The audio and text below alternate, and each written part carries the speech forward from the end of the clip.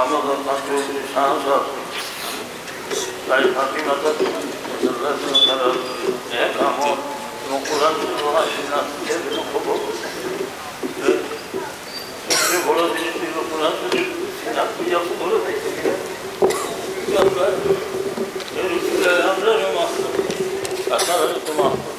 মা বাবার মর্যাদা আল্লাহ বহুত দিনের দিতে আল্লাহ আপনারা হলে দোয়া করবার সাবে এখন শুভরুকান কিছু বয়ান দিয়ে দোয়া করবার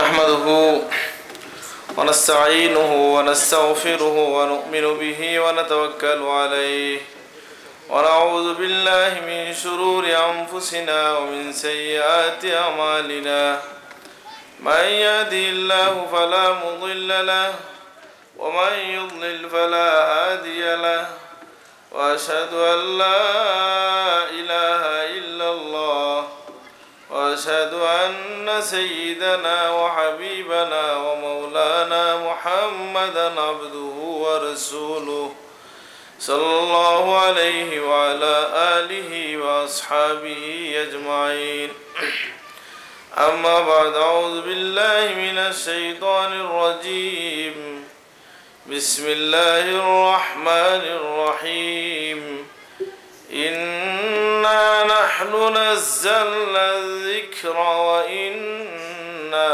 له لحافظون صدق الله العظيم إن الله وملائكته يصلون على النبي يا أيها الذين آمنوا صلوا عليه وسلموا تسليما بسم الله والحمد لله والصلاة والسلام عليك يا رسول الله بسم الله والحمد لله الصلاة والسلام عليك يا رسول الله الصلاة على النبي والسلام على الرسول الشفيع الأبطحي ومحمد عربي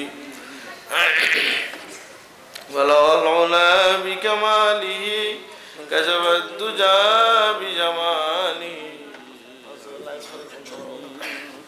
صالح صلوا عليه وآله والحبيب الذي ترجى شفاعته لكل أولي من الأهوال مقتحم بلغ العلا بكماله كشف الدجى بجماله حسنت جميع خصاله صلوا عليه وآله لعل رحمة ربي حين يقسمها تأتي على حسب العصيان في القسم مولاي صل وسلم دائما أبدا على حبيبك خير الخلق كلهم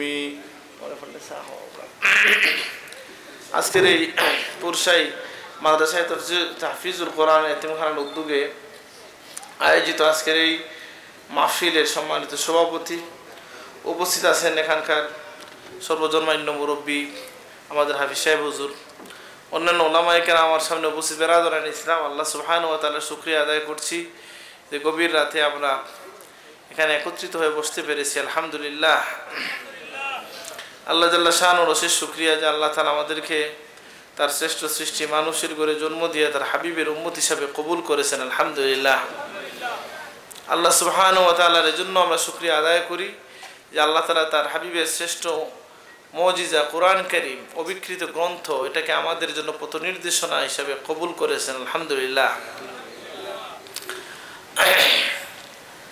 আমরা সারা দুনিয়ার মুসলমানদের বর্তমান যে পরিস্থিতি, তো মনটা আসলে খুব ভালো থাকে না মানুষের, স্বভাবতই একটু মনটা খুব বিষণ্ণ থাকে যে সব দিকে আমরা যেন শুধুই নির্যাতিত হচ্ছি। তো এই সময়ে মুসলমানদের করণীয় কি বা কেন বা এরকম হচ্ছে এ বিষয়ে দু একটি কথা আমি বলবো। আর আপনাদেরকে সার্বিকভাবে বলবো যে আল্লাহ তাআলা যে এই এলাকায় একটা মাদ্রাসা কবুল করেছেন, এটা আপনাদের সৌভাগ্য আলহামদুলিল্লাহ।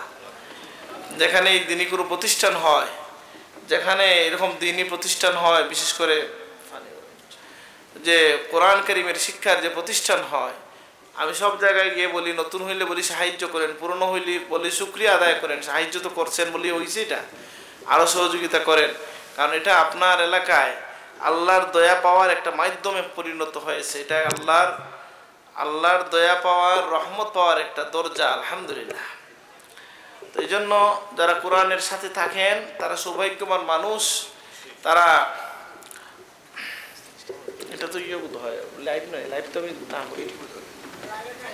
আচ্ছা, যেটা বলছিলাম যে আল্লাহ সুবহানাহু ওয়া তাআলা আমাদেরকে যে সকল নিয়ামত দিয়েছেন তার শ্রেষ্ঠ নিয়ামত হচ্ছেন আমাদের নবী মুহাম্মদুর রাসূলুল্লাহ সাল্লাল্লাহু আলাইহি সাল্লাম। আর একটা বড় নিয়ামত হচ্ছে নবীর মুজিজা হিসেবে আল্লাহ দান করেছেন কোরআন কারীম, এটা আমাদের জন্য নিয়ামত। আর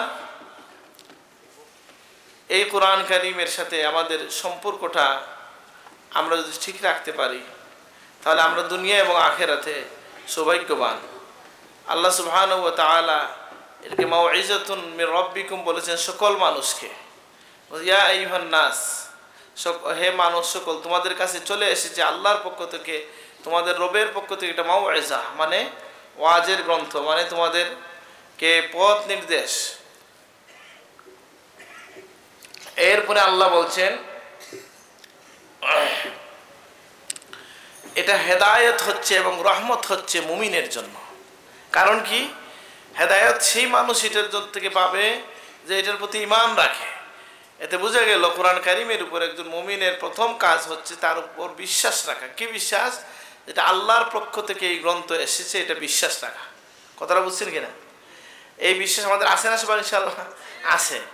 তবে কেউ যদি সংশয়বাদী হয়, কেউ যদি চিন্তা করতে চায়, গবেষণা করতে চায়, যে যাচাই বাছাই করতে চায় যে এই গ্রন্থ সত্যি কি আল্লাহর কাছ থেকে এসেছে, তার জন্য দ্বার উন্মুক্ত আছে, সে করে দেখতে পারে। আল্লাহ সুবহানাহু ওয়া তাআলা এমন একটা পদ্ধতিতে কোরআনকে সংরক্ষণ করেছেন যে কেউ এটা নিয়ে প্রশ্ন তোলার সুযোগ নেই। এমনকি ওই সময়ের কাফের যারা ছিল, যেটা পরবর্তী সময়ে এসে অনেক গবেষক বলেছেন যে নবী লিখেছেন, কিন্তু ওই সময়ে কোনো কাফের ওই কথা বলে নাই যে নবী এটা লিখেছেন, কারণ তারা জানতো আল্লাহ নবীকে আল্লাহ তাআলা অক্ষর জ্ঞান থেকে মুক্ত রেখেছেন। নবীর জন্য এটা মুজিজা ছিল। সুবহানাল্লাহ।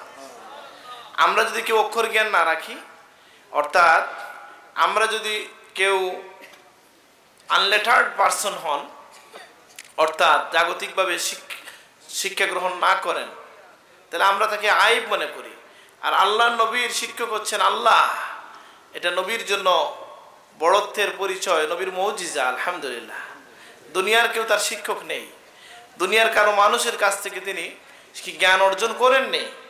সুতরাং কাফেররা এই কথা বলতে পারি নাই, যে বলার সুযোগ পায়নি যে আল্লাহ নবী হাত দিয়ে লিখেছেন। এটা ওই সময় আল্লাহ রক্ষা করেছেন যে এই অভিযোগ করতে পারে নাই। তারা নবীকে অনেক অপবাদ দিয়েছে। তারা নবীকে কি বলেছে? কখনো মিথ্যাবাদী বলে নাই আলহামদুলিল্লাহ। তারা বলছে কি কাহেন, সাহের, মজনুন। আল্লাহ মাফ করুক, প্রত্যেকটা কথার জবাব আল্লাহ তাআলা দিয়েছেন। সুবহানাল্লাহ। আল্লাহ বলেছেন মা আনতা বিনিমাতি রাব্বিকা বিমাজনুন। আল্লাহর দয়া যে আপনি পাগল নয়। সুবহানাল্লাহ।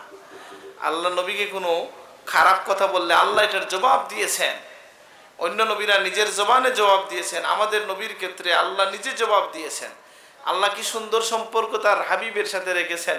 আল্লাহ তার নিজের পরিচয়ের ব্যাপারে কি বলেছেন? বলেছেন যে হে নবী আপনি বলেন আমি আল্লাহ এক। সুবহানাল্লাহ। কুল, হে নবী আপনি বলুন আল্লাহু আহাদ। আমরা পড়ি না? কি পড়ি? কুল হুয়াল্লাহু আহাদ। হে নবী আপনি বলেন আমি আল্লাহ এক। সুবহানাল্লাহ। নবীর পরিচয় যখন আসছে তখন আল্লাহ বলেন আমি বলবো। এখানে নবীকে কুল বলেন নাই, আল্লাহ বলছেন মুহাম্মাদুর রাসূলুল্লাহ, আমি ঘোষণা দিচ্ছি মুহাম্মদ আমার রাসূল সাল্লাল্লাহু আলাইহি ওয়াসাল্লাম। আল্লাহ সুবহানাহু ওয়া তাআলা তার হাবিবকে যেই নিয়ামত দিলেন কোরআন কারীম, শুধু এই এক নিয়ামতের মধ্যে যদি আমরা ডুব দেই, যে মানুষ এটার সাথে সম্পৃক্ত হবে সে সম্মানিত হবে। আমাদের পীর মুর্শিদ হযরত সাহেব কিবলা এটা বারবার বলতেন যে হযরত আহমদ জাজি মক্কি রহমতুল্লাহ আলাইহি তাকে বলেছেন যে দুইটা জিনিস যার মধ্যে থাকবে সে দুনিয়ায় কখনো গরিব হবে না, তার মাথা কখনো নিচু হবে না, সে ইজ্জতের জিন্দেগি লাভ করবে। একটা হচ্ছে শুদ্ধ কোরআন, আর একটা হচ্ছে হুব্বে রাসূল সাল্লাল্লাহু আলাইহি ওয়াসাল্লাম। একটা হচ্ছে শুদ্ধ কোরআন যদি কারোর মধ্যে থাকে, এটা এখনো আমরা দেখি, এটা আমরা প্রমাণ পেয়েছি, আমি বহু জায়গায় স্মরণ করিয়ে দিয়েছি। আপনার দেশের কোনো মানুষ যারা ইউরোপে যায় গিয়ে কী কাজ করে বলেন তো? ইউরোপে আবার আলহামদুলিল্লাহ এটা ভালো দিক, তাদের কাজের মধ্যে কোনো লজ্জা নাই। হ্যাঁ, একজন মানুষ MA পাস করে এসে ড্রাইভার হইতে পারে, অসুবিধা নাই। আপনার দেশে সমস্যা আছে, মানুষ এটা নিয়ে টিপ্পনি কাটবে, কিন্তু ইউরোপে আমেরিকা এগুলো লজ্জা করে না মানুষ। যে কোনো কাজ করতেছে আমাদের লোকজন, কিন্তু যার ভিতরে কোরআন আছে সে ওখানে গিয়ে খুব সম্মানের সাথে সে কী করতেছে যে বহু মানুষের সামনে দাঁড়িয়ে নামাজ পড়াচ্ছে, ইমামের আসন অলঙ্কৃত করছে। সুবহানাল্লাহ। সে এখানে হয়তো ইংরেজি জানে না, সে হয়তো বড় কোনো ডিগ্রি নিয়ে যায় নাই, কিন্তু তার সাথে কোরআন আছে, সে ওখানে ইমামতির আসনে আছে। ইমামতির আসনটা অনেক সম্মানের আসন, আল্লাহ নবী যাদের জন্য দোয়া করেছেন, সমাজের নেতার স্থান নাকি। যদিও আমাদের সমাজে এই স্থানটা দেওয়া হয় না, ইমাম সাহেবকে হেয় করে দেখা হয়। ইমামকে হেয় করার জিনিস নাকি সম্মানের জিনিস? অবশ্যই সম্মানের। আপনি যদি আপনার নেতাকে সম্মান করতে না জানেন তাহলে কি হচ্ছে যে আপনি নিজেই অপমানিত হচ্ছেন। আর আপনার নেতা তো ইমাম মানে কি নেতা যিনি সামনে দাঁড়ান। তো যাই হোক, আল্লাহর কালামের সাথে আমাদের সম্পর্ক হচ্ছে যে আমরা এটাকে বিশ্বাস করব আল্লাহর কালাম, এবং এটা বহুভাবে প্রমাণিত হয়েছে। এর মধ্যে একজন দার্শনিক এই কথাটা বলছিল, যেগুলো অনেক উঁচু মাপের কথা, যে বলছিলেন কোরআন কারীম যে প্রিয় নবী সাল্লাল্লাহু আলাইহি ওয়াসাল্লামের উপরে নাজিল হয়েছে এবং তিনি নিজে বলেন নাই, সেটার একটা প্রমাণ হচ্ছে আল্লাহ নবী যদি কোনো জায়গায়, আল্লাহ নবী তার হাবিবকে কোনো জায়গায় যদি আল্লাহর মনে হয়েছে যে এটা নবী করা উচিত হয় নাই, আল্লাহ এটা বলছেন, এটা আল্লাহ নবী আবার বলছেন, এটা লেখা হয়েছে কোরআনে। আমাদের দুনিয়ার কোনো মানুষ সে কি তার নিজের বিপক্ষে লিখবে? বুঝেন না কথাটা? যেমন অন্ধ সাহাবী আসছিলেন, অন্ধ সাহাবী নবীর কাছে আসছেন, উম্মে মাকতুম এসে নবীর কাছে কি করছেন যে প্রশ্ন করতে শুরু করছেন। আর যেহেতু তিনি দেখেন নাই তিনি প্রশ্ন করছেন, আর নবী সে সময় কুরাইশদের নেতা কাফেরদের সর্দারদের সাথে তিনি ব্যস্ত ছিলেন। আর নবীর ইচ্ছে ছিল যে এই কাফের সর্দাররা যদি ইসলাম কবুল করে ফেলে তাহলে কি হবে, যে ইসলামের বিজয় হয়ে যাবে, ইসলাম এগিয়ে যাবে, আর এই তো আমার ঘরের লোক। এই জন্য নবীজি একটু বিরক্ত হয়েছেন। স্বভাবত এটা হয় না, আপনি যদি মেহমান নিয়ে বসেন আর আপনার ছেলে এসে আপনাকে প্রশ্ন করে, আপনি কি করবেন? বলেন যাও বাবা এখন যাও, মানে ছেলে তো ঘরে আছে, বারবার কথা বলা যাবে যখন তখন নাকি। আল্লাহ নবী একটু বিরক্ত হয়েছেন, কিন্তু এই বিরক্ত হওয়া আল্লাহ পছন্দ করেন নাই। আল্লাহ আয়াত নাজিল করছেন, কি বলছেন? আবাসা ওয়া তাওয়াল্লা আন জাআহুল আমা ওয়া মা ইউদরিকা লাআল্লাহু ইয়াযাক্কা আও ইয়াযাক্কারু ফাতানফাউ যিকরা আম্মা মান ইস্তাগনা ফাআনতা লাহু তাসাদ্দা ওয়া আম্মা মান জাআকা ইয়াসআ ওয়া হুয়া ইয়াখশা ফাআনতা আনহু তালাহা। আমি তো হাফিজ না, হুজুর আছেন হাফিজ।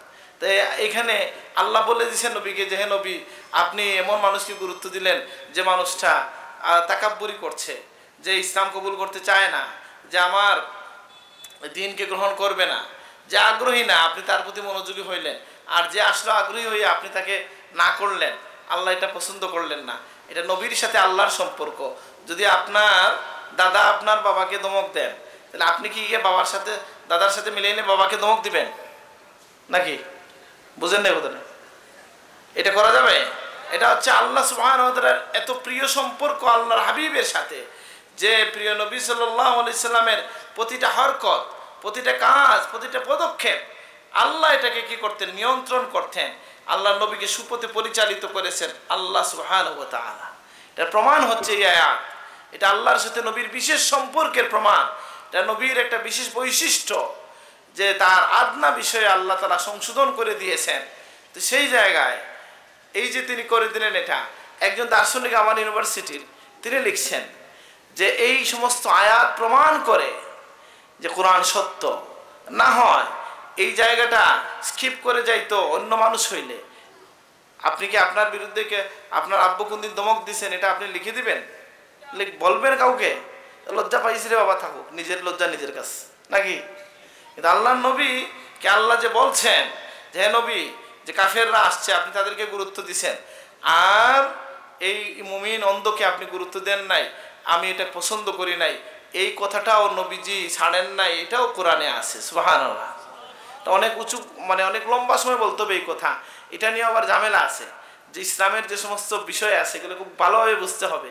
এগুলো আমার মুফতি স্যার কাছ থেকে আমরা শুনছি, সাহেবগুলোর কাছে শুনছি, ইমাম সুয়ুতির কিতাবে এগুলো নিয়ে ফতোয়া দেওয়া আছে। যেমন ধরেন নবী করিম সাল্লাল্লাহু আলাইহি ওয়াসাল্লামের জীবনের কোনো কথা যদি আপনি আদব সহ না বলতে পারেন, বলতে যাবেন না। আমি জানি না আমার আগের কথায় কোনো বেয়াদবি হয়েছে কিনা বা বুঝতে ভুল হয়েছে কিনা, আম মানুষের সামনে এগুলো বলা অনেক সময় সমস্যা হয়। যেমন ইমাম সুয়ুতি লিখেছেন আল হাউইল ফাতাওয়ার মধ্যে, কোনো মানুষ যদি নবীকে দুর্বল চিন্তা মনে করে, হেয় জ্ঞান করে নবীকে এতিম বলে, এতিম বলা না যায়। সুবহানাল্লাহ। আপনার নবী এতিম, এটাকে আরো 10 জনের মতো এতিম না আল্লাহর সিদ্ধান্তে দিনের প্রয়োজনে নবীর মর্যাদা বৃদ্ধির জন্য তাকে এতিম বানানো হয়েছে? নাকি নাকি নবী এতিম বলে আপনি নবীকে আপনি একনাই করবেন না? ঠিক একইভাবে এই সূরা যেখানে আল্লাহ তার নবীকে একটু মৃদু শাসন করেছেন, কি বলেছেন? যে আপনার কাছে যারা আসলো আপনি গুরুত্ব দিলেন একে, মুমিনকে গুরুত্ব দিলেন না। এক মুনাফিক এটার মধ্যে মজা পাইয়ে গেছে, সে প্রত্যেক ফজরের নামাজে এটা পড়ে, বুঝেন নাই কি উদ্দেশ্য, বুঝে নাই সে, তার উদ্দেশ্য কি বুঝতেছেন নি? সে মনে করছে যে পাইছি পাইছি, এখানে তো নবীকে আল্লাহ বলছেন, কি বলছেন, যে আপনি উচিত ছিল ইমানদারকে গুরুত্ব দেওয়া। আর উনি ছিলেন তো অন্ধ, বুঝেন না কথাটা? তো অন্ধ তো দেখেন না, অনেক সময় হয়তো উনি দেখলে ওই সময় কথা বলতেন না। কথা বুঝছেন কিনা? এটাকে ঘুমাই গেছে নাকি সব? বুঝতেছি যে এর জন্য কেন আলেমরা বলেন, জোরে বলেন সুবহান, নাকি? মাঝে মধ্যে কথা না বললে আমি চিন্তায় পড়ে গেছি, ঠিক আছে সবাই নাকি? বলেন আলহামদুলিল্লাহ, সুবহানাল্লাহ, আলহামদুলিল্লাহ, আল্লাহু আকবার। আচ্ছা, তো এই কথাটা বললাম, উমর রাদিয়াল্লাহু তাকে ডেকে আনলেন, এনে বললেন এই এরপর থেকে এই সূরা তুমি আর পড়তে পারবা না, ওইটা তোমার কান কেটে দেবো আমি। এটা কি কোরআনের অংশ না? তিনি কেন বললেন এটা পড়তে পারবা না? উদ্দেশ্য হচ্ছে এই যে তিনি তার মনের রূপ ধরতে পারছেন, যে সেইখানের মধ্যে মজা পেয়ে গেছে, যে এখানে আল্লাহ মৃদু শাসন করেছেন নবীকে, সেইটা বারবার পড়ে। তাহলে বোঝা গেল একই জিনিস সত্য জিনিস অসত্য উদ্দেশ্যে, অসৎ উদ্দেশ্যে ব্যবহার করা হয়, অনেক সময় হয় না? অনেক সময় এটা হয়। এই জন্য হযরত আলী রাদিয়াল্লাহু আনহু বলেছিলেন যে কালিমাতু হাক্কিন উরিদা বিহাল বাতিল। খারিজিরা আলী রাদিয়াল্লাহু আনহুর বিরুদ্ধে যখন মিছিল করেছে, তারা কোরআন কারীম বর্ষার আগায় ঝুলিয়ে বলেছে কি, ইনিল হুকমু ইল্লা লিল্লাহ, হুকুম চলবে কেবল আল্লাহ। আলী রাদিয়াল্লাহু শুনে বলছেন কথাটা ঠিক বলছে, উদ্দেশ্যটা খারাপ। কি বলছেন? যে কালিমাতু হাক্কিন উরিদা বিহাল বাতিল, কথার বাক্যটা ঠিক আছে, উদ্দেশ্য খারাপ। কারণ আল্লাহর দ্বীনের হুকুম বাস্তবায়ন কে বেশি বুঝেন, খারিজিরা না আলী রাদিয়াল্লাহু আনহু? কিন্তু সেই জায়গায় তারা তার বিরুদ্ধে আন্দোলন করেছে। যাই হোক, আমি যেটা বলতে চাইছিলাম, অন্যদিকে কথা চলে গেল।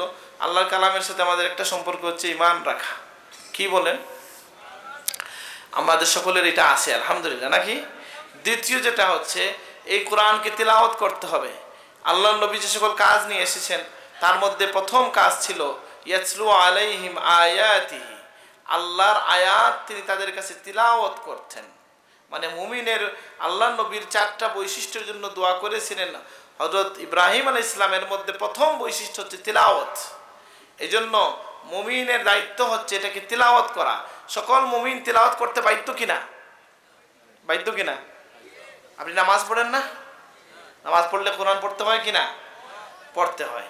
এখন এখানে এই বাধ্যতার নিচে আরো কয়েকটা বাধ্যতা আসলো। যেহেতু আপনি কোরআন পড়বেন, কিভাবে পড়বেন? আল্লাহ নবী বলেছেন উতলুল কোরআন বিল হুনিল আরব, কোরআন পড়ো আরবিদের লেহেনে। আল্লাহ নবী বলে দিয়েছেন, আল্লাহ কোরআনে বলে দিয়েছেন ওয়ারাত্তিলিল কোরআন তারতিলা, কোরআনকে পড়ো শুদ্ধ সুন্দর করে তারতিলের সাথে। সুতরাং কোরআন যখন আপনি পড়তে হবে তাহলে আরো কিছু দায়িত্ব আসলে, যে শুদ্ধ করে কোরআন পড়তে হবে, নাকি সুন্দর করে কোরআন পড়তে হবে। আমি ইদানিংকালে অনেক আধুনিক মানুষ বের হয়েছে, জানি না এই দিন কিভাবে নষ্ট হবে, আল্লাহ মাফ করুক, বোঝা যাচ্ছে না। অনেক গবেষক বের হয়েছেন আধুনিক, এরা মানুষের মানে মাথা পাজল ঝামেলায় ফেলে দিচ্ছেন। বলতেছে যারা বলেন গান বাদ্য ঠিক না, তারা কি ঠিক করলেন? আল্লাহ কি শ্রবণ শক্তি এমনি এমনি দিছেন, এটা কি কাজে লাগাবো না? বলেন না নাউজুবিল্লাহ। কান দিয়ে কি শুধু গান শুনতে হয়? মানে কান আর গান এরকম কোনো সম্পর্ক আছে নাকি? বরং আমরা তো বলবো আল্লাহ কান দিয়েছেন আল্লাহর কোরআনের আওয়াজ শোনার জন্য। জেনে রাখেন, সত্যিকার কথা বলছি, একেবারে বিবেচনা করে দেখবেন যারা হাফিজে কোরআন তারা তো ভালোভাবে জানেন। আমাদের মতন আদান যারা একটু একটু কোরআন পড়েন তারা বুঝবেন এটা, যে সত্যিকার অর্থে আল্লাহর কালামের মজা যে পেয়ে গেছে তার কাছে আর অন্য সুর ভালো লাগে না। আলহামদুলিল্লাহ। মানুষের যে হৃদয়ে সুরের প্রতি যে একটা আকর্ষণ আছে, সুরের প্রতি আল্লাহ এটা জানেন বলে কোরআনকে সুর করে পড়ার অনুমতি দিয়েছেন। সুবহানাল্লাহ। তাইলে কোরআনকে পড়তে হবে কি? আল্লাহর হাবিবকে অনুমতি দিয়েছেন আল্লাহ, এবং আল্লাহর হাবিবের কথা বলেছেন যে আল্লাহ কিভাবে কোরআন শুনেন, যে আল্লাহ আর কোনো কিছু এত মনোযোগ দিয়ে শুনেন না, কোরআনের আওয়াজ যতটা মনোযোগ দিয়ে শুনেন। সুবহানাল্লাহ। এখন এরপরে আরেকটা দায়িত্ব হচ্ছে এটার উপর আমল করা। কি বলেন তো? এখন আমল যে করবেন, ফাঁকে তো একটা বাদ পড়ে গেল, অর্থ বোঝা বাদ পড়ছে কিনা? আছে। অর্থ বোঝাটা খুব প্রয়োজন, ভালো হয়, তো এটাকে ফরজ করা হয় না।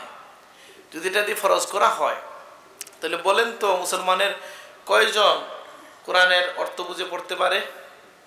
10% তো না, 100 জনে 10 জনও তো অর্থ বুঝে না, তাহলে বাকিরা কি তেলাওয়াত করবে না? করবে।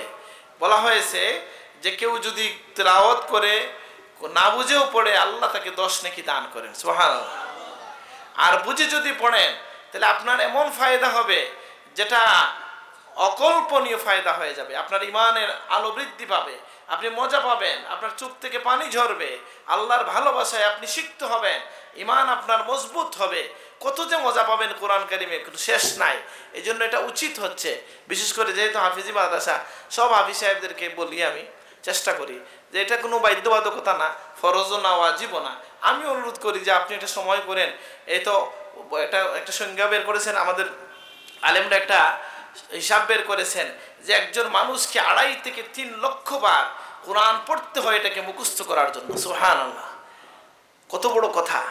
আর যারা শিশুকালে কোরআন পড়ে, হাদিসের মধ্যে এসেছে যে আল্লাহর হাবিব বলতেছেন যে ইখতালাতা বিদামিহি ওয়া আজমিহি, মানুষের রক্ত মাংসের সাথে কোরআন মিশে যায়। সুবহানাল্লাহ। সুতরাং যিনি সৌভাগ্যবান, যিনি কোরআন হিফজ করলেন, আরও সৌভাগ্য হবে, লাভ করবেন যদি আপনি একটু একটু বুঝেন। এই জন্য আমি একটা কোর্স করার চেষ্টা করছিলাম, তরজমাতুল কোরআন, কম সময়ে যাতে কোরআনটার অর্থ বোঝানো যায়। যেমন ইন্নাল্লাহা আলা কুল্লি শাইইন কাদির, কোরআনে অনেকবার আসছে না? এটার অর্থ একবার শিখলে হবে কিনা? হবে কিনা বলেন না? কালা শব্দটা অনেকবার, 1,500-এর মতো বার আসছে কোরআনে। কালার অর্থ একবার শিখলে 1,500 বার অর্থ শিখা হয়ে গেল। সুবহানাল্লাহ।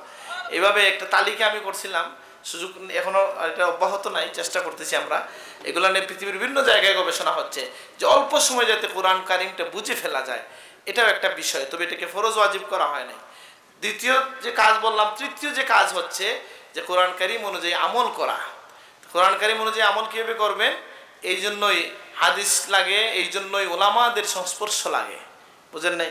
আমি বিপদে পড়ছিলাম, এক জায়গায় গেছিলাম, যাওয়ার পরে একজন বলছেন যে হুজুর আপনারা যেহেতু লোককে কোরআন শিখান, কিন্তু আমার কষ্ট লাগে, আপনারা অর্থ কেন পড়ান না? বুঝেন নাই? জবাব দেন তো, কি বলবেন? আমার বক্তব্যের সময় বললাম এটাকে 2 ভাবে আমি বলতে পারি, 3 ভাবে বলতে পারি। যে আমরা তো একটা কাজ শুরু করছি, অর্থ কি পড়াইতেছি, শুদ্ধ করে পড়াইতেছি। আপনাকে দায়িত্ব দিই আমরা যে আপনি অর্থ পড়ানো শুরু করেন। একজনের সবাই করতে হবে নাকি? একজনের সব কাজ করতে হবে? তা আমরা পড়াচ্ছি কোরআন শুদ্ধ করে, আপনি অর্থ পড়ানোর দায়িত্বটা নেন একটা। দ্বিতীয় হচ্ছে, আসেন আমি যাদেরকে অর্থ পড়ানো হয়, যাদেরকে শুদ্ধ করে পড়ানোর দায়িত্ব নিছি আমরা, তারা তো অনেকে ছোটো বাচ্চা আছে, এটা সেটা। আপনি যদি প্রাইমারিতে গিয়ে বলেন, প্রাইমারি স্কুলে গিয়ে বলেন যে কেন তাদেরকে হাফিজি মাদ্রাসায় যাবে এসে বলার সুযোগ নাই, যে প্রাইমারি স্কুলে গিয়ে যদি বলেন যে তুমি রবীন্দ্রনাথের কবিতা কেন পড়াচ্ছ না, নজরুল ইসলামের কবিতা কেন পড়াও না, এটা কি ঠিক হইল না? তার একটা লেভেল আছে, একটা লেভেল আছে নাকি? তো কোরআনের প্রথম দায়িত্ব হইল পড়া, আর যদি সুযোগ পান এটার অর্থ বুঝে ফেলাটা উচিত। এটা উত্তম হবে, এটা আমরা সবাই স্বীকার করি। কিন্তু এটা বলা ঠিক হবে না। আর আবার আমি এটাও বলেছি যে আমরা সৌভাগ্যবান, আমাদের প্রিয় মুর্শিদ আমাদেরকে শুধু কোরআনের তালিম দেন নাই, শুদ্ধ কোরআনের, আলহামদুলিল্লাহ সাথে সাথে তিনি এই কাজও করেছেন, কোরআনের অর্থ ব্যবস্থা শিক্ষার ব্যবস্থা করে দিয়েছেন। কিভাবে? শত শত মাদ্রাসা করছেন কিসের জন্য? কোরআনের অর্থ বোঝার জন্য না? তাহলে দেখা গেল দুইটাই তিনি করেছেন কিনা? যে অর্থ বোঝার জন্য মাদ্রাসাগুলো আছে আর পড়ানোর জন্য দারুল কেরাত আছে, এটা হচ্ছে সকলের জন্য ফরজ যে নামাজ পরিমাণ কেরাত শুদ্ধ করে নিতে হবে। কোরআন কারীমের সাথে আরেকটা সম্পর্ক হচ্ছে যে সেই অনুযায়ী আমল করা।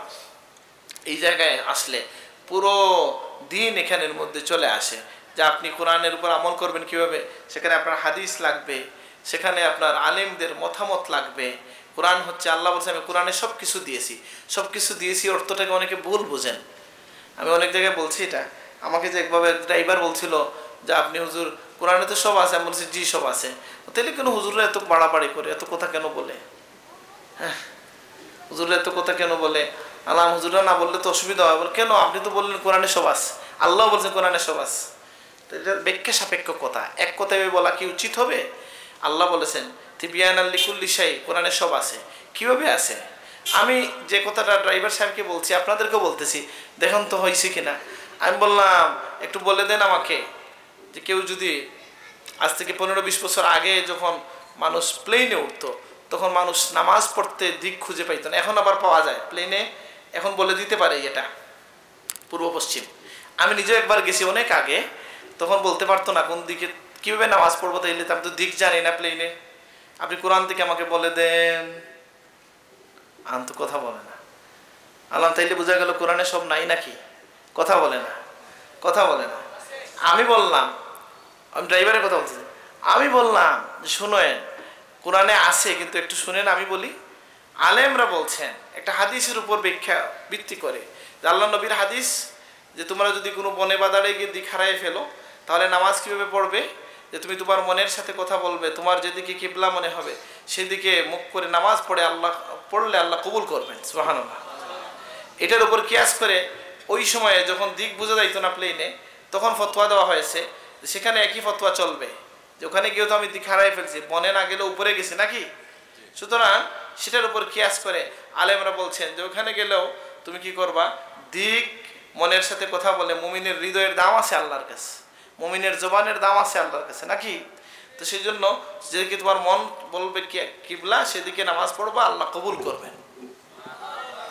এখন আপনি যদি বলেন এটা কোরআনে আছে কিনা, আমি বলবো কোরআনে আছে। কারণ আল্লাহ বলে দিছেন ফাসআলু আহলা যিকরিন কুনতুম লা তা'লামুন, তোমরা যদি না জানো আলেমকে জিজ্ঞাসা করো। তাইলে তো আলেমকে জিজ্ঞাসা করে মুসলা পাইলাম, কোরআনেই তো আছে। বুঝেন না কথাটা? এই যে আল্লাহ বলে দিলেন সংক্ষেপে, আল্লাহ এগুলা কি বলেছেন? নীতিমালা বলে দিয়েছেন। তোমরা জানো না, যারা জানে তাদেরকে জিজ্ঞাসা করো। এই যে জানে আলেমরা কথা বলবেন, এই অধিকার কে দিয়েছেন? আল্লাহ দিয়েছেন। কোথায়? যে কোরআনে আল্লাহ বলে দিয়েছেন তোমাদের মধ্যে যারা জানে, যারা গবেষণা করে, যারা গভীর জ্ঞান রাখে, তাদের কাছ থেকে তুমি জেনে নাও। আমার ভাই একটা মেসেজ আমাকে পাঠিয়েছে কয়েকদিন আগে যে এক লোক নাকি, এক নাস্তিক নাকি এসে প্রশ্ন করছে, এটা জানি না, এই যুগে হয়তো সকলেই জানে। মানুষ তো আলহামদুলিল্লাহ কোরআন আমরা যতটা না পড়ি ফেসবুক তো একটু বেশি পড়ি, কি বলেন? মূল টেক্সট হয়ে গেছে এখন ফেসবুক। যাই হোক, কোথায় পাইছি জানি না, আমার ভাই আমাকে এটা পাঠাইছে যে এক নাস্তিক নাকি এসে বলছে তোমরা বলো কোরআনে সব কিছু আছে, বলো তো এখন আলুর কেজি কত? কোরআন থেকে বলতে হবে। সে বলছে আলুর কেজি কত? কোরআন থেকে বলতে হবে। ঠিক আছে, ফোন বের করে বাজারে ফোন দিছে, দিয়ে বলছে চাচা আলুর দাম কত? তো বলছে এত টাকা। সে ফোন রেখে বলছে এত টাকা। বলছে এই মিয়া, তুমি দোকানে ফোন দিয়ে রাখো, তুমি তো কোরআন থেকে বলবা। বলে হ্যাঁ কোরআন থেকেই বলছি। কোরআন বলছে তুমি যদি জানো না, যে জানে তার থেকে জিজ্ঞাসা করে নাও। সুবহানাল্লাহ, বুঝেন না কথাটা? তো যাই হোক, আল্লাহ কালাম নিয়ে কথা বলার ইচ্ছে ছিল, আমি শেষ করতে চাই। পরবর্তী যারা আনেন, আমরা দেখলাম যে আল্লাহ কালামের সাথে যে আমাদের সম্পর্কটা, একটা হচ্ছে ইমানের, তিলাওয়াতের, এবং এটার সাথে আমল করার। এবং এই আমলে গেলে আপনাকে একটু বিস্তৃত জ্ঞানের প্রয়োজন হয়। আপনি অর্থ বোঝার যে বিষয়টা, সেটাকেও কম ছোটো করে দেখব না আমরা, এটা করতে পারলে খুব ভালো হয়। যেমন যারা 60 বছর থেকে নামাজ পড়ছেন, জীবনে একবারও ভাববেন না যে আমি আল্লাহকে কি বললাম আলহামদুলিল্লাহর মধ্যে, এটা শিখে ফেলা উচিত না? এটা শিখে ফেলা উচিত। কারণ নামাজের মজাও এর মধ্যে পাওয়া যায়। হাফিজ সাহেবদের মধ্যে তিনি ভালো আমাদের সমাজে, যিনি যত তাড়াতাড়ি পড়েন। এটা কেন আমরা বুঝি না বলে, যদি বুঝতাম তাহলে এক আয়াত বারবার পড়লেও মজা লাগতো। সুবহানাল্লাহ। আল্লাহ নবী এক আয়াত পড়ে সারা রাত কাটিয়ে দিয়েছেন। আল্লাহ আমাদের ইমাম আবু হানিফা রাহমাতুল্লাহ এক আয়াত পড়ে সারা রাত কাটিয়ে দিয়েছেন। বুজুর্গানে কেরাম এক আয়াত পড়ে কাটিয়ে দিয়েছেন। আপনি যদি একটু একটু বুঝেন তাহলে কোরআন কারীম আপনাকে কি করবে? ইমানের পথে পথ দেখাবে, বিপদে পথ দেখাবে। আপনি একাকী হলে আপনার সঙ্গী হবে কোরআন। সুবহানাল্লাহ। আপনি যখন একাকী হয়ে যাবেন তখন আপনি ভাববেন যে আল্লাহ আমার তো কেউ দেখনেওয়ালা নাই। আল্লাহ বলবেন ওয়া হুয়া মাআকুম আইনামা কুনতুম, তুমি যেখানেই থাকো আল্লাহ তোমার সাথে আছেন। সুবহানাল্লাহ। সেই মুমিন কি আর বিপদগ্রস্ত মানে নিজেকে অসহায় বোধ করার সুযোগ আছে? আপনি গেলেন একটা বিপদে পড়ছেন, কোন দুনিয়ার কোনো মানুষ আপনাকে সাহায্য করে না, আল্লাহ আপনাকে বলবেন আলাইসাল্লাহু বিকাফিন আবদাহ, আল্লাহ আমি আল্লাহ কি আমার বান্দার জন্য যথেষ্ট নয়? সুবহানাল্লাহ। আল্লাহর কালাম আপনার সাথে কথা বলছে, কথা বুঝেন কিনা? যে কালামুল্লাহর সাথে এই সম্পর্ক গড়ে তোলা। আমি গিয়ে বড় সাহেবকে বলছি সাহেব হজে যাব একবার আর কি, আমি তো একবারই হজ করছি, যাই হোক যাইতে বলছি সাহেব এইবার আমাদের বাড়ি থেকে যখন কেউ যান অনেকেই তো একসাথে যান নাকি, 2-3 জন একসাথে যান বা আমাদের একটা কাফেলা হয়ে যায়। আমি একবার গেলাম, আমার সাথে কেউ নাই, পরিচিত বিশেষ ঘনিষ্ঠ কেউ নাই। আমি বড় সাহেবকে গিয়ে বললাম যে সাহেব একলা হয়ে গেছি। বড় সাহেব আমাকে কি বললেন? বলতেন মুমিন তো কখনো একা থাকে না, সবসময় তো আল্লাহর সাথে আছে। সুবহানাল্লাহ। এই কথাটা কোথা থেকে বড় সাহেব পাইলেন? তিনি নিজে থেকে বললেন না আল্লাহ বলেছেন? আল্লাহ বলেছেন। এই যে আল্লাহ বলছেন এটা বোঝার জন্য কি আপনি কালামকে যদি সাথে রাখেন, আল্লাহর কালাম এমন একটা জিনিস যেটার সাথে যারা সম্পর্কিত হবে এরা আলোকিত মানুষ হবে, নুরানি মানুষ হবে। এদের লয় নাই, এদের ক্ষয় নাই, এদের ভয় নাই। আলহামদুলিল্লাহ। হ্যাঁ, ক্ষয় নাই কেন? যে অনেক সময় আমি হাদিসটা সরাসরি মনে করতে পারতেছি না, তবে একটা বর্ণনা পাওয়া যায় হাফিজে কোরআনের দেহ মাটি খায় না। সুবহানাল্লাহ। হাফিজে কোরআন হইলেই শুধু হবে না, হাফিজ সাহেবরা শুধু ফুললে হবে না, অসুবিধাও আছে, আছে নে? আল্লাহ নবী কি শর্ত দিছেন? মান হাফিজাল কোরআন, যে কোরআন হিফজ করে, ওয়া আমিলা বিহি, এই জায়গায় আমরা অনেক সময় আটকে যাই, বুঝেন নাই? যে আমল করবে এই অনুযায়ী তার পিতামাতাকে কিয়ামতের দিন আল্লাহ উলবিসা ওয়ালিদাহু তাজান ইয়াউমাল কিয়ামাহ, কিয়ামতের দিন তার পিতামাতাকে নূরের তাজ পরাইয়া দেওয়া হবে। সুবহানাল্লাহ। আর এই হাফিজকে কি দেওয়া হবে তোমরা ভেবে দেখো। সুবহানাল্লাহ। তো এই যে হাফিজে কোরআনের সাথে এই যে তার দেহটা খায় না, যে কথা বলা হলো, আমি হাদিসের সংযোগ দেখি এখানে কি, যে সেই নবী যে বলছেন যে শিশুকালে কোরআন পড়ে আর রক্ত মাংসের সাথে কোরআন মিশে যায়। কোরআন তো আল্লাহর নূর। সুবহানাল্লাহ। তাইলে এই মানুষের শরীরের সাথে নূর মিশে গেছে। নূর যেটা, সেটা কি? আলো, মানে আল্লাহর আলো। আল্লাহর আলো তো কোনো কিছু খাইতে পারে না। সুবহানাল্লাহ। ওয়াত্তাবাউন নূর আল্লাযী উনজিলা মাআহ, এটাকে নূর বলেছেন। এটা জল্লিন দল্লিন সবাই মানেন, কোরআন নূর সকলে মানে না? মানে নবী নূর কি না আপত্তি করে অনেক সময় নাকি? নূর কোরআন এটা কেউ আপত্তি করে না। চিন্তা করেন, এগুলো একটু ভুল হয় অনেক সময়। আছে দলবাজি করতে গিয়ে লোকজন ভুল করে ফেলে। আমাদের দেশের এক বড় আলেম নবী নূর এটা মানেন না, কিন্তু মাদ্রাসার নাম রাখছেন নূরে মদিনা। জানেন এটা আপনারা? জানেন না, যাই হোক, নাম বলা উচিত হবে না। বড় আলেম, আল্লাহ তাকে দরজা বুলন্দ করুক, আমি চাই। কিন্তু এটা একটা ভুল আমার দৃষ্টিতে। যদি মদিনার নূর হয় সেই অর্থে আমার নবী কেন নূর হতে পারেন না? তো যাই হোক, এগুলা একটু ব্যাখ্যা সাপেক্ষ কথা। আবার আমাদের কিছু বন্ধু আছেন যারা নূর বলতে মনে করেন নবী এরকম লাইটের নূর। এটা কি এরকম জাগতিক নূর? এটা হেদায়েতের নূর। বুঝতে পারছেন কিনা? এবং এটা কবিতার মধ্যে ওইটা আল্লাহ নবীর সামনে সাহাবী বলেছেন, যারা নবীকে নূর বলার কারণে হত্যাকাণ্ড ঘটে গেছে। কোথায়? আমাদের সিলেটেই এক জায়গায় নাকি। এটা হচ্ছে ভুল বুঝাবুঝি, অতি বাড়াবাড়ির ফল। কারণ নবীর সামনে সাহাবী নবীকে নূর বলেছেন, নবী তাকে চাদর দিয়ে দিয়েছেন। সুবহানাল্লাহ। লম্বা ঘটনা। কাব বিন জুহাইর পলায়ন করছেন। নবী যে কয়েকজনকে ক্ষমা করেন না, এর মধ্যে কাব বিন জুহাইর একজন। ইসলামে কিছু মানুষকে কখনো ক্ষমা করার অধিকার কারো নাই, এর মধ্যে একজন হচ্ছে যে আল্লাহর নবীকে গালি দিয়েছে, তার ক্ষমা নাই। বুঝছেন নি কথাটা? তো এই একজন কবি ছিলেন কাব বিন জুহাইর, তিনি এরকম একটা নবীকে মানে খারাপ বলে কবিতা লিখছিলেন। আল্লাহ নবী এর সময়ে, মক্কা বিজয়ের সময় যে মানবতা বোধ দেখিয়েছিলেন। আজকের ইন্ডিয়ায় যারা জুলুম করছে, যারা আমাদের ভাইদেরকে নির্বিচারে হত্যা করছে, তারা জানে না আমাদের নবী কত উদার ছিলেন, ইসলাম কত উদার। আল্লাহর নবীকে যারা তার নিজের মাতৃভূমি থেকে বের করে দিল, প্রিয় নবী সাল্লাল্লাহু আলাইহি সাল্লামের সঙ্গী সাথীকে যারা হত্যা করলো, হত্যা করছে কিনা? বুকের উপরে আল্লাহ বলার কারণে বুকের উপরে পাথর রেখে দিল বিলালের। সেই আবু বকরকে যারা কোরআন পড়তে বাধা দিল, প্রথমে কাবায়, পরে তার ঘরে এসে বলল আবু বকর ঘরেও কোরআন পড়তে পারবা না, নাউজুবিল্লাহ। আবু বকর বললেন কি হইল, আমি আল্লাহর কালাম পড়বো, মসজিদে বাধা দিলা, ঘরে এসে একটু জায়গা বানাইলাম নামাজের, তোমরা কেন এখানে বাধা দাও? তিনি বললে, তারা বলছে কি যে তুমি যে শেষ রাইতে দাঁড়াইয়া কোরআন পড়ো আর কান্দো, আমাদের মহিলারা ফিতনায় পড়ে, এরা বলে এটা সত্য ধর্ম, কবুল করবো। সুবহানাল্লাহ, বুঝেননি কথাটা? আবু বকর সিদ্দিক রাদিয়াল্লাহু আনহু খুব বেশি কাঁদতেন, রাজুলুন বাক্কা, বেশি বেশি কাঁদতেন কোরআন পড়তে গিয়ে। আমরা তো পারি না, কাঁদতে পারি না, একমাত্র যে বুঝি না তো কি বলি। যদি বুঝেন চোখের পানি আসবে, আর কখনো কখনো না বুঝেও আসে, আলহামদুলিল্লাহ, এটা কোরআনের মুজিজা। যাই হোক, তো সেই নবী যাকে ঘর থেকে বের করে দিল, হত্যার ষড়যন্ত্র করলো, সঙ্গী সাথীকে হত্যা করলো, সকলে ভয়ে আল্লাহর হুকুমে তারা সরে আসলেন নিজের মাতৃভূমি থেকে। সেই জায়গায় আল্লাহ নবী যখন আসলেন মক্কা মুকাররমায়, এসে জিজ্ঞাসা করলেন তোমরা আমার কাছ থেকে কেমন ব্যবহার আশা করো? তারা বললো আনতে করিম ইবনে করিম, আপনি হচ্ছেন আমাদের মধ্যে ভালো মানুষের সন্তান, ভালো মানুষ, আমরা আপনার কাছে ভালো আশা করি। আল্লাহ নবী একটা ঘোষণায় সবাইকে মাফ করে দিলেন। বললেন কি বললেন? লা তাসরিবা আলাইকুমুল ইয়াউম আনতুমুত তুলাকা, আমি তোমাদের কাছ থেকে কোনো প্রতিশোধ নেব না, তোমরা সকলে আজকে মুক্ত হয়ে যাও। সুবহানাল্লাহ। সেই প্রাণের দুশ্মনদেরকে প্রিয় নবী ক্ষমা করে দিয়েছেন, আর বেলালকে কাবার পিঠে উঠিয়েছেন, বুঝিয়ে দিয়েছেন যে আল্লাহর নামের কারণে তোমার বুকের উপরে পাথর উঠেছে, তোমাকে যারা লাঞ্ছিত করেছে সেই কাফরি বেলাল, হাবশি বেলালকে আল্লাহর নবী কাবার উপরে উঠিয়ে দিয়েছেন। সুবহানাল্লাহ। যে বেলাল তুমি আজান দাও। এই জন্য আল্লামা ইকবাল বলেছেন, इकबाल बताओ ये किसका इश्क का फैज़ आम है, रूमी फना हुआ हबशी को दवाम है। যে হে ইকবাল বলো, এটা কি ভালোবাসার ফসল যে একটা কাফরি হাবশি গোলাম আজকে মানুষের হৃদয়ে রাজা হয়ে গেছে, আর কিসরা কায়সার রোম পারস্যের সাম্রাজ্য খান খান হয়ে গেছে। সুবহানাল্লাহ। তো সেই নবী এই সময় কয়েকজনকে ক্ষমা করেন নাই। একজন ছিলেন কে? কাব বিন জুহাইর, নাকি? তো তিনি পালায়ে বেড়াচ্ছেন। একজন বলছে শোনো, নবী খুব দয়াশীল, তুমি যদি কোনো মতে তার সামনে গিয়ে হাজির হও তাহলে কি হবে, তোমাকে হয়তো ক্ষমা করে দিবেন।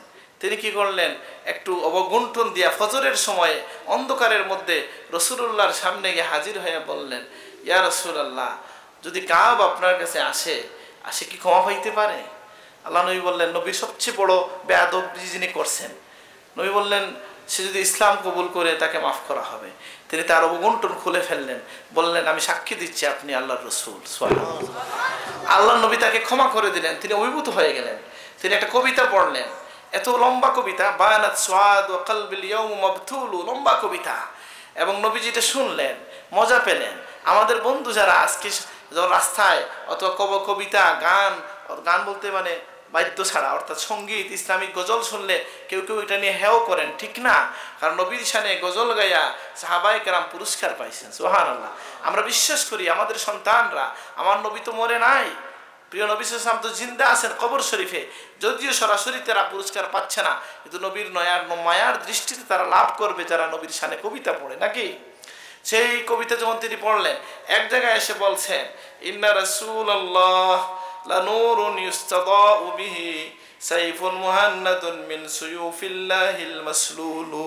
জেনে রাখো, নবী হচ্ছেন এমন এক নূর, ইন্না রাসূলুল্লাহ লানুরুন ইউস্তাদাউ বিহি, নবী এমন নূর যেটা থেকে আলো গ্রহণ করা যায়। সুবহানাল্লাহ।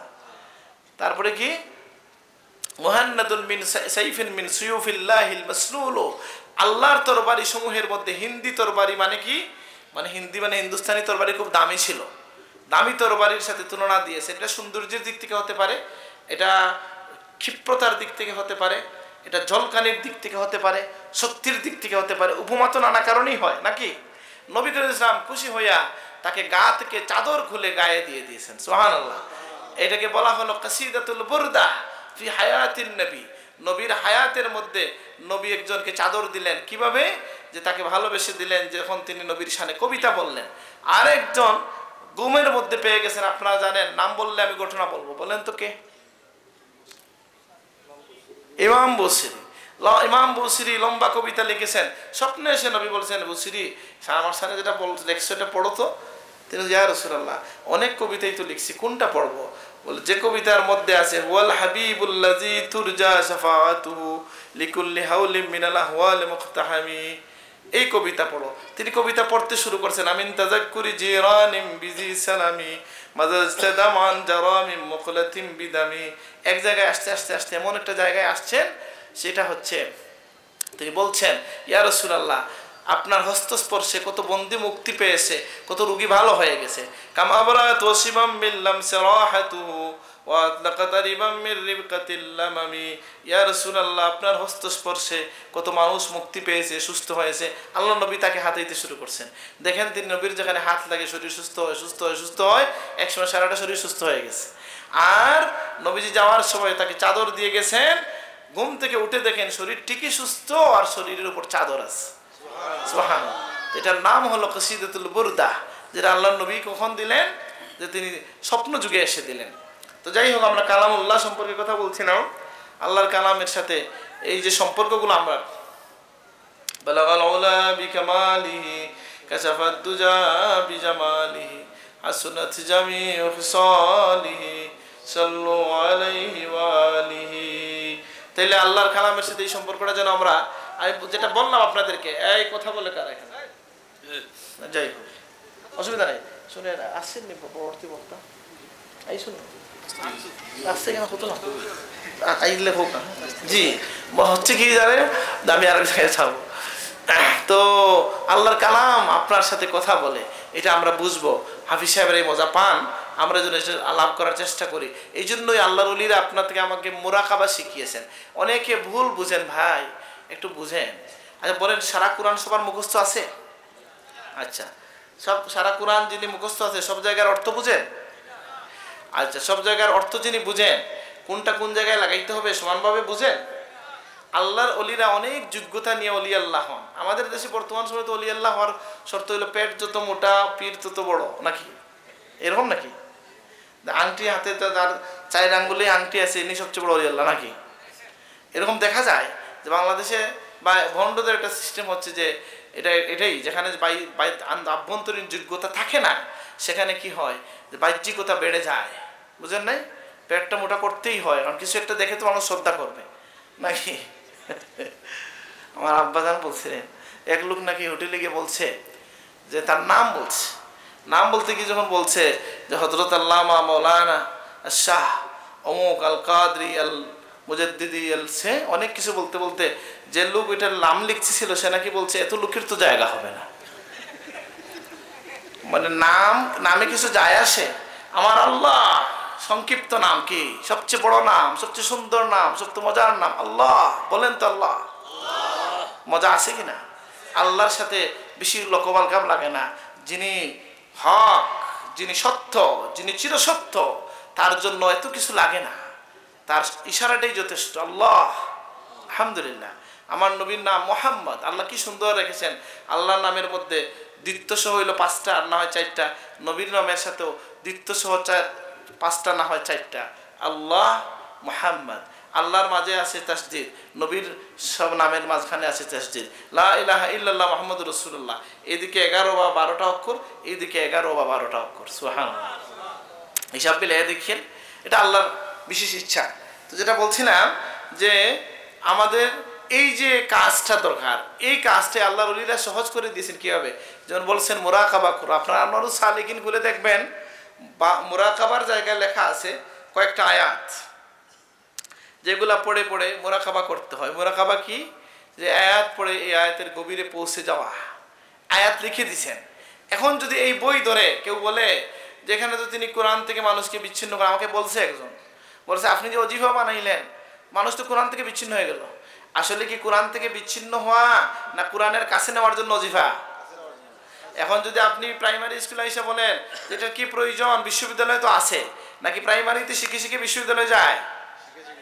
ঠিক সেইভাবে আল্লাহর ওলিরা কি করেন, প্রথমেই আপনার হাতে হয়তো পূর্ণ কোরআন দেন নাই, কি বলছেন, সূরা কয়েকটা মুখস্থ করো, নামাজ পড়ো, কয়েকটা আয়াত শিখো, যে লোকের ভিতরে আল্লাহর ভালোবাসা আছে, নবীর মহব্বত আছে, যে কোরআন শিখতে চায়, প্রথমে কয়েকটা আয়াত শিখে মজা ধরাই দেওয়া হয় যে কোরআন বুঝো, এত মজা আছে।